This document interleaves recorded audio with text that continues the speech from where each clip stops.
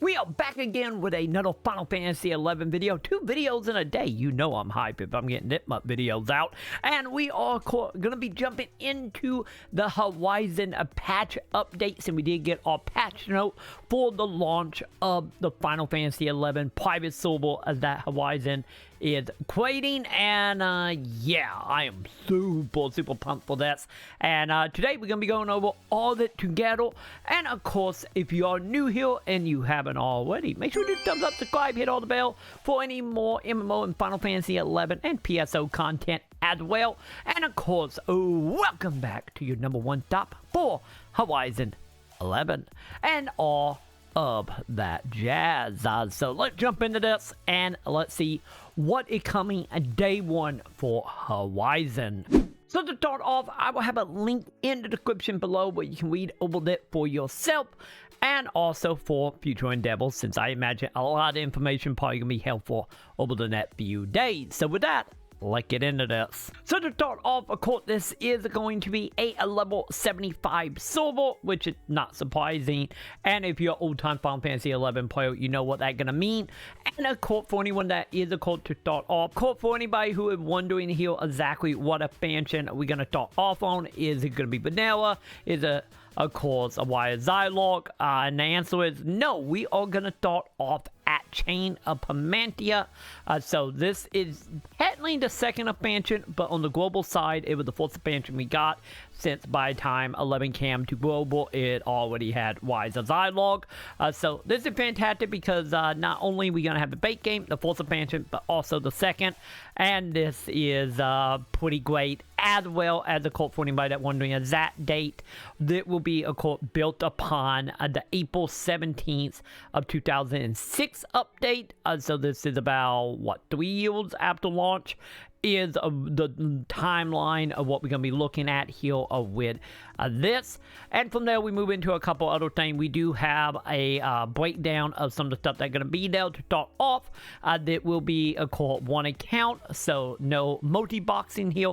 And every person that signed up will get a total of 3 characters. And of course, if you are wanting to play with a friend or significant other or child or whatever, and you own that same network, there is, of course, a little hoop you got to go through. I will be making a video more than likely right after that one that will go into details of how to get that set up if you have people in your same house that you want to play with. So to keep in mind, out of the gate, it only one account per IFP, with exception that you can go through. But nonetheless, to start off, you will have 3 characters. One of them you can always equate right now over on the website.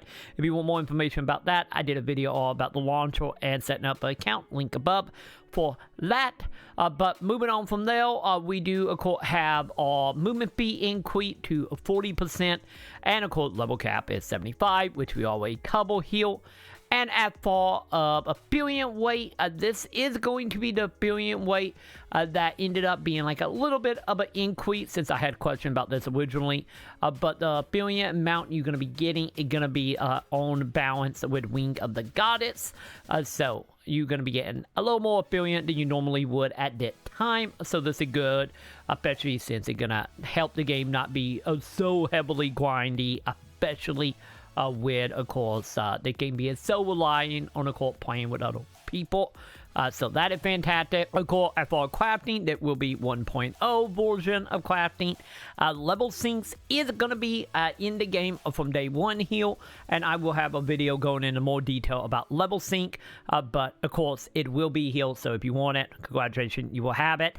And then we have also a equipment going that have been turned off.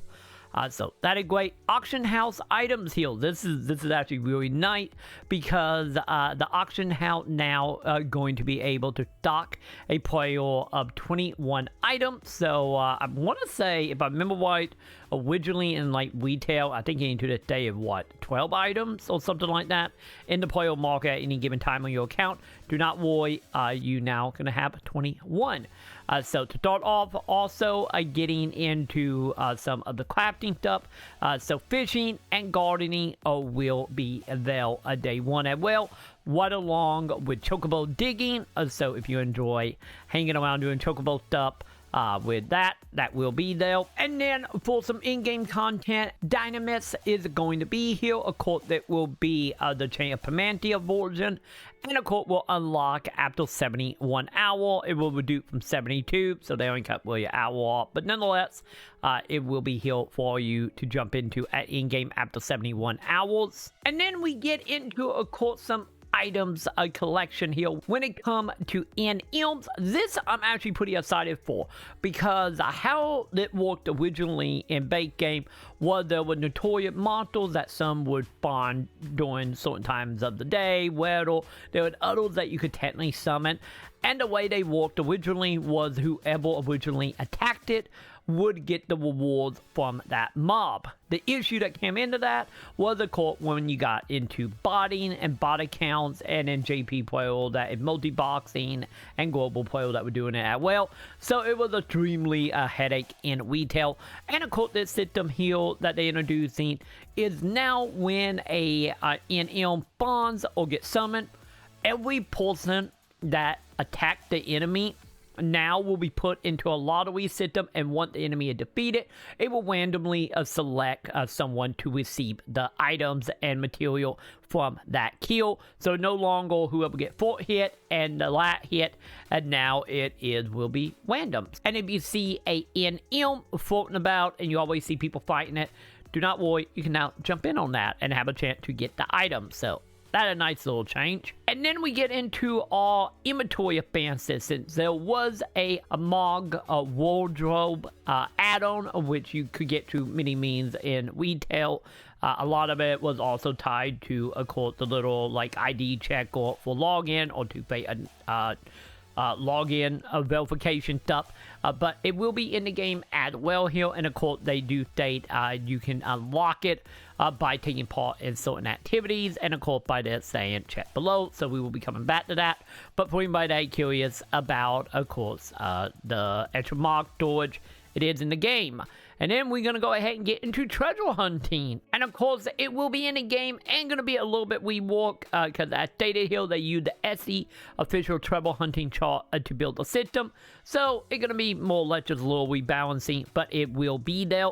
And then when it comes to item drops itself, there is some adjustment there to, of course, make it more on par and more even. So when it comes to item drop from enemies, just bet a little bit of a rework there. And then from there, we get into the whole ideal and the design choices around this. And of course, most of it boiled down to a lot more of just letting everyone know there is going to be rebalances.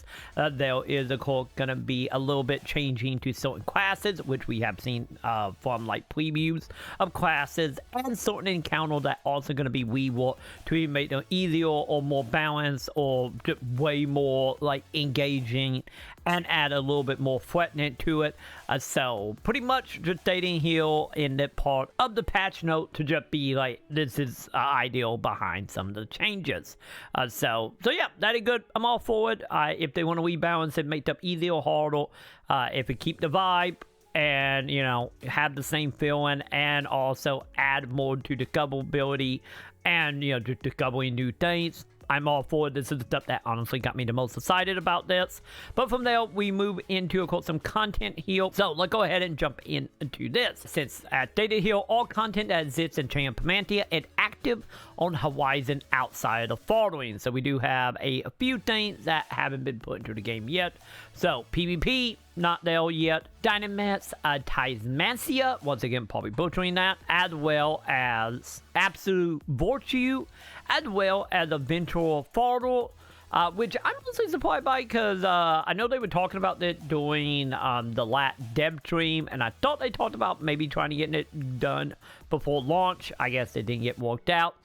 So if you're interested in that, look like that will be coming later, as well as some quests, which I am kind of curious about how that gonna work. I guess we're gonna find out, because, you know, I'm gonna be going to the majority of the quests, and Exposition of Force. So this is the stuff that will be added at a later date. So not too much missing. But from there, we move into, of course, our events, and this is launching during December. We are going to have the Starlight Celebration coming in here. So very, very good to have a holiday theme right out of the gate. and a event for everybody to take part in here. And of course, this is going to be designed after the 2021 version of the holiday event from retail, but they do state down here that relevant teleportals that is tied to this event is turned off for now, elite for it being at launch. So that is not surprising. Also, since teleportals is very much a common day a retail situation. And then as far as how long the event going to be lasting, it will be starting at launch on the 17th and will be running to the 7th of January. So there you go. You got like 2 weeks for this event. And then of course we got a breakdown of course some of the goods that you're going to be able to buy from the Moogle. And of course the Moogle itself will be located in each of the 3 regions at the locations, which I obviously shouldn't be that hard to be found. And from here you can go ahead and get your hands on some dream hats and snowman capes, as well as celebration theme items as well. So that is good. It's a little bit of holiday stuff to throw in here. And then from there, let's go ahead and get into what is changing about the battle systems. So to start off with the actual job balancing here, it stated that the job balance itself is going to have changes to each of the jobs to kind of line more up with not only the 75 affiliate, but also with some of the changes that they are doing to other means. But they very bluntly put that the balances and the previews we have seen of the classes is kind of more of a starting point for the server, and they may or may not do adjustment as it become public to everybody to play, to try to balance them correctly, because as we all know, once you get many players involved, new issues and new balances will need to come into play. So just know any balance changes that is happening is not final and will more likely change in the future depending on how the player treat it. And then also our TP or tactical points have been adjusted as well to give a little bit more and a little more reliable depending on the model and of course the equipment you have. So some of your TP game might feel a little distant here, as well as weapon skills have also been adjusted. Some of the new spells and ability have been added to jobs, so I'm kind of curious to see what that is for, of course, all our mages, and see how the new spells are going to operate and the adjustment coming from it. And then we get into a level requirement and combat actions for traits, which is a course when it comes to spells and ability and the trait themselves. They have also been changed a little bit for the level requirement. So, a little bit of adjusting here. As you can see, they are pretty much touching a lot of stuff here. And then for new effects here, some spell and ability have additional effects added to them. So, I imagine maybe some updated animations as well. Or maybe it is just all visual stuff outside of animation. I guess we will see. And then the values here as well have also been adjusted. The Monster ability is interesting here because the Monster now will gain a TP from certain spells and ability, and the mountain TP may gain from certain spells and ability have also been increased. So not only will they be able to get a higher intake or just adjustment intake of TP, so will the players. So models as well. And then when we get into one-handed, two-handed, range, and magic, hand-to-hand weapons have been increased. And to also try to keep one-handed weapon equal to two-handed, so they have been bumped up a bit. When it comes to two-handed, the Ring of the Goddess two-hand weapon formula have been input into the game. So as you can see here, we are going to take certain balance change it from later expansion and put it into this as well, since Ring of the Goddess is a later one. I want to say the net expansion right after Chain of Pamantia, if I remember correctly. So some of the changes there will be coming in. And then we got a little bit of adjustment here of a court with range attack, being if you standing in a certain position for the monster, you will get a little extra amount of damage toward into your weapon. So ideally, you don't want to be too far or too close if you're planning on using range. And of course, the stuff have also been rebalanced for that. And then when it comes to magical bolts here, of course, the spell damage have actually been increased. And the immunity gained by magic bolt spell have been decreased a little bit. So you're going to do more damage, but you're going to get less in return. But damage is damage, so I get that is good. And of course, it did not apply to notorious monsters, to normal mobs. And from there, let's go ahead and jump into some game changes now. So, the new items that will be on your character when you start out have also been adjusted. So, we will see if that more than likely probably making them item a little more powerful for a little bit longer in the beginning. And then when it comes to mailing, since I know I wasn't the only one, I know many other people did as well, where you will use the mail system where you can send item to other players and also to yourself for some little extra storage sometimes. So the items that is able to be sent have also been adjusted. No list of what item, but hey, some items that originally wasn't sendable will be now. So that is a fantastic. And then we get into some tutorial because let's all be honest, Final Fantasy 11, especially in the 45-day, technically didn't have a tutorial per se. You kind of would left to your own device and your tutorial pretty much with other players. But when it comes to Horizon though, we are getting some brand new quests toward in here. And of course, we do got which NPC as well will they locate it to talk to the quests. So there you go. If you are a new player and you're extremely lost, ideally these are the people you need to go hunt for to get you off on the right track. Or you know, you can just add players that too, or look up wikis. Either way, still nice to see them actually adding some new quests in here to hopefully help out new players. And then we got our level sync. So our level sync, I will probably make a video going a lot more into detail about this since it's a lot to it. So the main thing to keep in mind here, since I know this is just more of an oversight of a lot of stuff, is of course when it comes to level sync, where you can downgrade to the lowest person in your party so you can play with your friends and it'll be higher level. So there will be no penalty at all for experience, as long as there is no more than 10 level between you and whoever you are level syncing with. And then when it comes to actual penalty though, if you are more than 10 level higher than whoever you're playing with, it's only going to be a 2.5%, and this is going to be a flat rate beginning once you are 11 or more level higher than whoever you are playing with. And then when it comes to limit points, you can now actually get a limit point by joining a lower level players with the sync. So don't you worry, you will still get that if you are going for your perfect stats, I guess you can say. And then when it comes to the map penalty here, there is only 50%. So no matter how far apart you are from the person you're playing with, you, at worst case scenario, will only get 50% of the experience gain.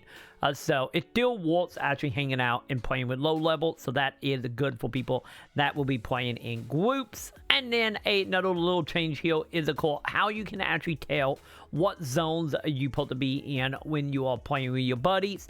And of course, that is tied to how much experience you're actually getting, because the way this is working is once a player is 10 or more level above the cap of the zone, I guess this also could mean for solo play as well, especially early on, is if you're 10 level higher than that zone, you will no longer get experience from that zone at all.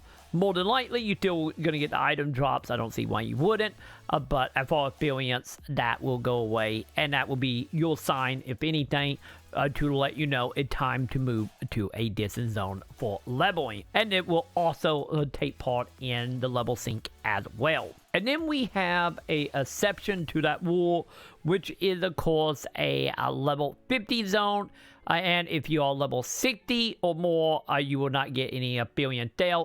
So just know, if you're in a quote-unquote in-game zone and you are 75 and any of the zone is, you know, a lot lower by you, but not low enough to trigger the 10 level gap, you still will be affected. So keep that in mind for some of the later in-game zones.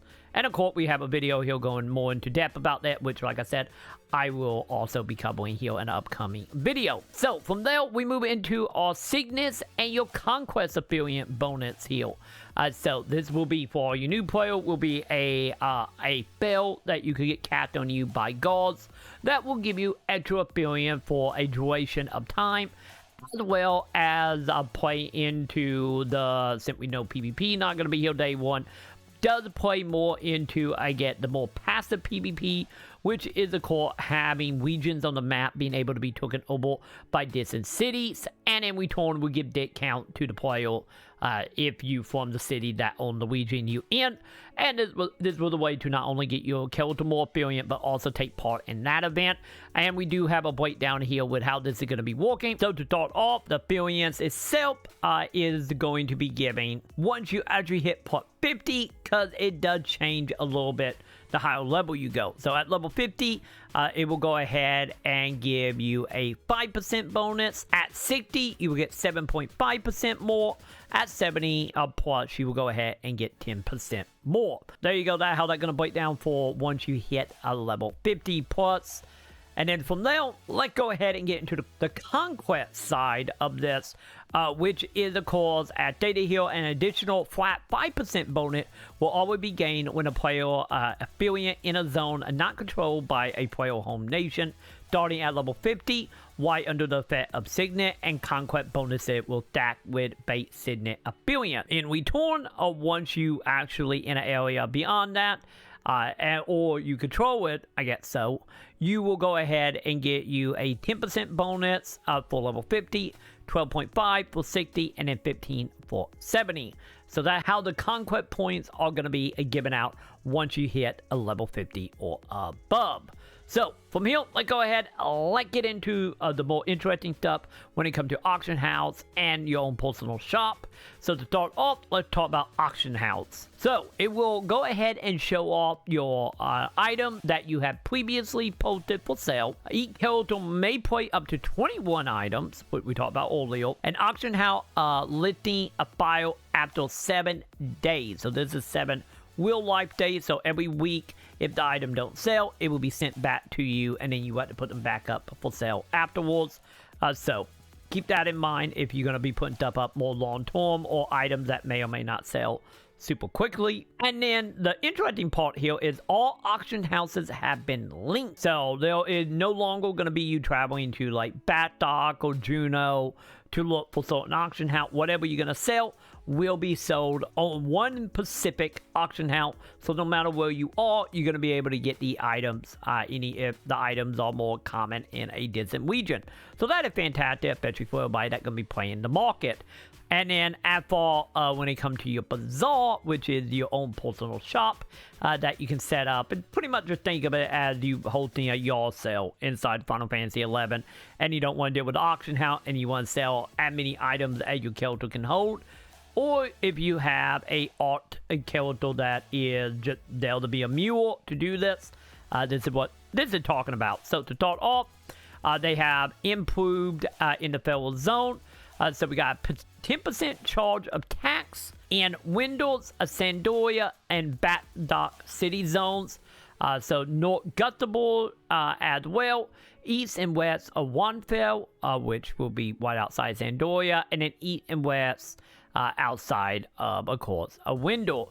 A 5% tax will be placed on all in Juno City Zone, and no bazaar tax will be present in Jordan U campaign. Once again, probably horribly butcher that here, as well as, of course, Rowanberry Fields and Bartonian Down. Once again, I'll probably butcher all of that, but nonetheless, these are all the percentage you're going to be looking at, so as well as a pretty good insight.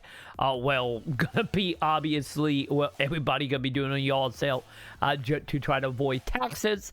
So if you are interested in taking part in bazaars or buying from other players, these will be the zones you probably want to look out for, so keep that in mind.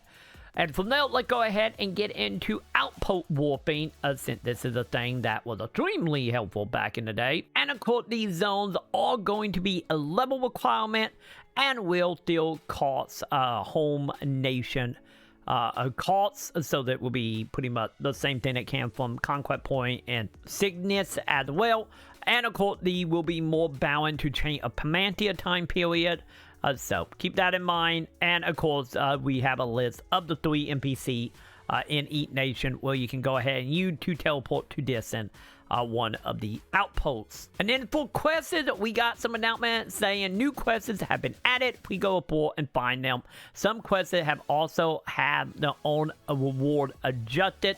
So a little bit of modification coming to quests, as well as brand new ones. So I'm pretty excited for this, because as you probably know, there's a lot of NPCs that never had quests in base game, and I'm honestly excited about finding new ones. And then when it comes to modules here, they have been pretty much adjusted across the board from the 75-day and the cap of 75 for some of the modules. So spawn weights have been redone. Well, they actually spawn have changed, as well as how much AP they have, how difficult they are, and whatnot. So pretty much just across the board, modules are being buffed and debuffed depending on the module itself. So that is new. And then when it comes to Throttle Zone, this is something else they talked about during the last dev stream, which is going to be a increase of modules in the opening zone, especially starting out here. And they also did state during the stream that the spawn weight may be adjusted with more and then decrease over time depending on how the player experience go. But there will be a far higher amount of enemy spawn right out of the gate to help with the influx of new players and to get people level up quickly, so we can all start spreading out in distant zones. So there you go, a whole bunch of modules, and hopefully it will be enough to handle the 5,000 to 8,000 people, if not more, that will be joining tomorrow. And then when it comes to the experience level camps, which was tied to the day where you level, there have been, of course, new modules have been added. Camps have also been added, so there's a brand new area where we can now farm, as well as some new mechanics and whatnot toward the end. But as you can tell, they are being extremely vague to this, so we're just gonna have to get out there and figure that out for ourselves. But nonetheless, there you go, some adjustment to camping, as well as modules and how much appealing we're going to be getting and mechanics. And then here's the big question for us mages, which is AP recovery while wetting.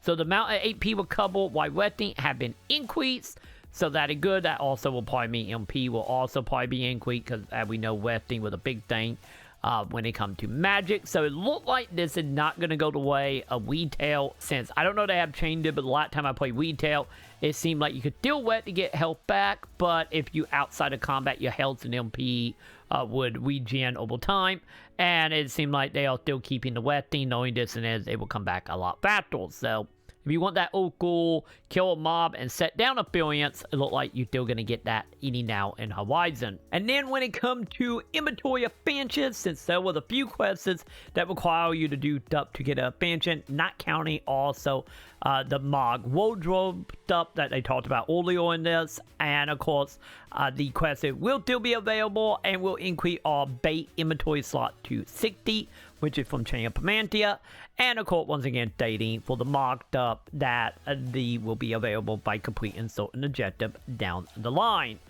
So there you go, don't gotta worry, you're gonna still be able to enhance your inventory based through questing. And then when it comes to HNMs, they have also been adjusted. Spawn times, as well as other mechanics, have also been changed. Not surprised, but that is something to keep in mind for respawn stuff. And then, of course, another refresher about, of course, the lottery system when dealing with notorious monsters and how that will operate. Same thing we covered already. Then we have the lock system have been improved, and equipment that can be authorized through lock system have been reduced to your main class. So if you took advantage of lock system, there you go. And then we got a breakdown of hardcore mode. I have already made a video about it. I will link above for that. But pretty much it more or less boiled down to you take on hardcore mode. If you die, then if you want to continue playing that character, you can. But if you want to keep playing to unlock all the rewards that tied to it, since there is a reward tied to it, if you die, you then have to delete the character and start over, because once you die at over, you can only join it once and only can die once per character. That is a thing here. But nonetheless, we do got a breakdown of the rewards, which is the part I've been very fascinated about, because they didn't go into exact detail elite in the dev stream here. So we now know it will be unlocking at, of course, a level 18, 30, 51, 56, 61, 66, 71, and 75. And they also state more rewards might be added at a later date. So, to start off, we do have a breakdown here of, course, what the items are. And as you can see, a lot of these are tied to the level. And then, of course, our final reward here with the wing armor that I know a lot of people are going to be wanting is going to require you to get every single job to a 75. As you can see here, we do got a couple of the with attaining level 75 with 2 classes, 3 classes, 5, and 15. So, if you want to take part in this, hey, more power to you. I'm going to try it. We're going to see what happens. And, yeah, I'm actually looking pretty forward to that because Final Fantasy is already a hard game. So why not throw in permadeaths? And now I will, at least when it comes to awards. And from here, we move into, of course, our custom music. Since I believe I talked about it earlier in that video, maybe the last video. I filmed so many videos today. Either way, custom music is coming into Final Fantasy here. So there will be new music that equated for zones that didn't have music. There would also remix music and the original versions of the song as well. So you're going to be able to toggle them on and off and whatnot from the launcher. And if you want to see how to exactly do that, check out my launcher video I posted a bit ago. So check that out if you're interested in the launcher and all the settings and how to, of course, get the pre-download going. But from there, we move into new character faces and options. So we got a couple of new stuff coming in for character creation here. So as stated here, all player races had a new characters fate option added to the original 8 faces. Each race now have a 24 face options as opposed to the original 16. All faces are what they look like in-game or view during the character creation process on the website. So if you did go to the website to make your character, you can see them there. So more options, an updated model. And from here, we get into affiliate lanes and how they're going to operate. So we do have a decent amount of adjustment here of course, what the item originally did, as well as what it's doing in this version compared to the original version. So as you can see here, there's a lot of stats and a lot of stuff. Just know a lot of changes are happening, and it pretty much all boils down to how much experience you're going to get total, how much experience you're going to get over time, as well of how long the cooldown time is. As an example here, with the import band lane being originally cooldown 16 hours, now have turned into 15 minutes. So as you can see here, I highly recommend you go ahead and look up that for yourself. Because, yeah, there's a lot of number, a lot of changes. Just know a lot of this is for the better. So, thank you on that one for the wing stuff. So, you're still going to be able to boost your level up that way if you want. And then for buying stuff and dealing with other NPCs, when it comes to elemental spells, if you buy your magic from NPCs and not farm them, for elemental magic, the quotes have actually been reduced in price, so they will become a little more easier to get. And then any sellable items that are coming from vendors have also been adjusted to, of course, increase and decrease depending. As far as drop weights are concerned, drop weight for some items with related to character leveling progression have also been adjusted. Some food effects have been adjusted, a lot of adjustment here. As well as, of course, adjustment to a zitting item that state that some of the zitting item, including weapon and armors, have also been adjusted. Many new items have been added, so this is interesting because I'm wondering if it's just like food items, is it like armor and weapon, but nonetheless, a whole bunch of new items here, sadly not listing all of them, but any more new stuff coming in. As for the loot pool adjustment, the loot available in some battle sector or content, have been adjusted as well.